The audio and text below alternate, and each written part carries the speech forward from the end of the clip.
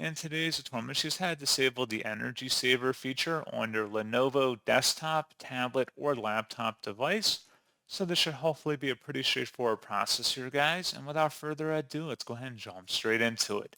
So all you have to do is open up the search menu and search for settings. Best result should come back with settings here. Go ahead and open that up. On the left side, select System, and then on the right side, you want to scroll down and select the power entry in here.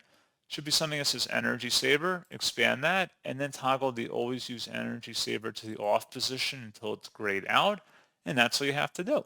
So, pretty straightforward process, guys, and as always, thank you for watching. I do hope that I was able to help you out, and I do look forward to catching you all in the next tutorial. Goodbye.